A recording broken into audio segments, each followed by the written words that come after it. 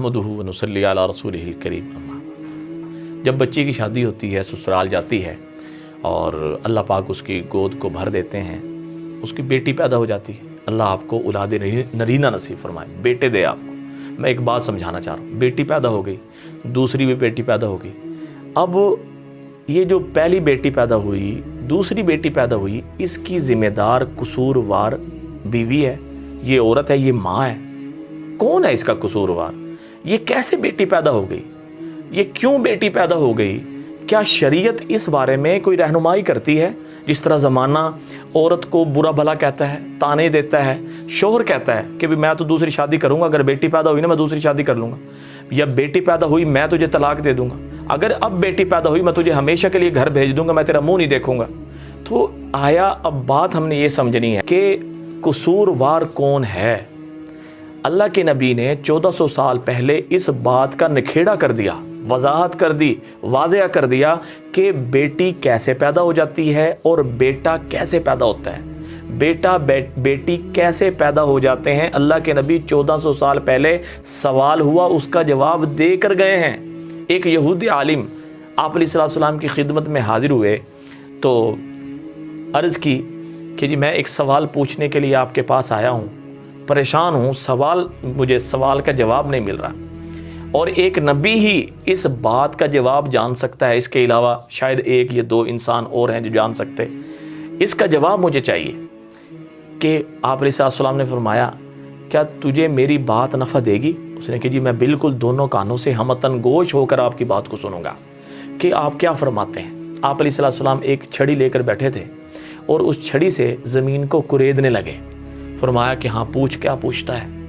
तो उसने सवाल किया कि जी बेटी कैसे पैदा हो जाती है और बेटा कैसे पैदा हो जाता है। आप अलैहिस्सलाम ने बात समझाने के लिए एक बात इरशाद फरमाई। क्या फरमाया कि जो मर्द है उसकी मनी, और मनी का जो पानी है वो सफ़ेद होता है, उसमें सफ़ेदी गालिब होती है, और जो औरत है उसकी मनी में जर्दपन यानी उसका रंग जो है वो जर्द होता है। जब मर्द की मनी औरत की मनी पर गालिब आ जाती है तो अल्लाह बेटा पैदा कर देते हैं। जब औरत की मनी मर्द की मनी पर गालिब आ जाती है तो अल्लाह बेटी पैदा कर देते हैं। तो लिहाजा जब मनी औरत की मनी ताकतवर हुई, मर्द की मनी कमज़ोर हुई, तो औरत की मनी गालिब आ गई। तब चे जाए कि मर्द को अपनी इस कमी को दूर करना चाहिए, और इसका कसूरवार सारा का सारा आज सब ने, छोटा देख लो, बड़ा देख लो, आस पड़ोस की औरतें देख लो, और जो आके जो है ना जी तिलियां लगाती हैं और जो सास को भड़का देती हैं, भाई तेरे तो पोता ही नहीं हो सकता, तेरे तो जो है ना जी पोती ही होगी। हालांकि इसका कसूरवार तो था उसका बेटा, लेकिन जो है ना जी वो बेचारी जो अपना सब कुछ छोड़ के आई, सारा का सारा बोझ उस बच्ची पे डाल दिया।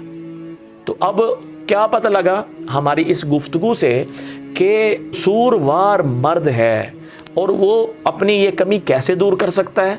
उसकी कमी दूर करने के लिए हुक्मा ने क्या फरमाया कि फरमाया खजूर और दूध वाहिद हल है कि अगर रात को 7 खजूरें भिगो दी जाएं, सुबह यानी गर्मियों में यूँ करें 7 खजूरें रात को भिगो दे और सुबह जो है ना जी वो उसको जो है ना जी मेश करके और मिल्क शेक बनाकर या वो खाकर ऊपर से दूध पी ले, और सर्दियों में मिल्क शेक बना ले और इस दूध के साथ केला भी इस्तेमाल कर ले।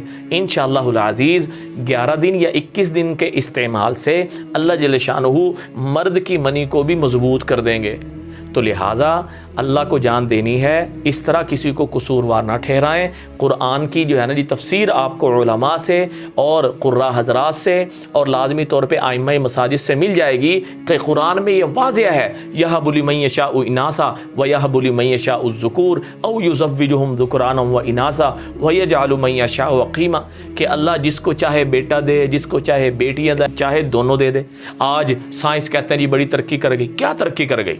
जिस वक़्त अल्लाह जल्ल शानुहु माँ के पेट में बच्चे की कोई शक्ल बना देते हैं तो फिर जो है ना जी वो मशीन जो है ना जी स्कैन करके अल्ट्रासाउंड करके बताते थे जी बेटा है ये बेटी है। असल में तो पेट में जब नुत्फ़ा ठहरा, उस नुत्फ़े ने क्या बनना है, ये वो नुत्फ़ा जब ठहर रहा है उसमें गालिब क्या चीज़ है, अल्लाह वो देख के फ़ैसला फरमा देते हैं बेटी या बेटे का।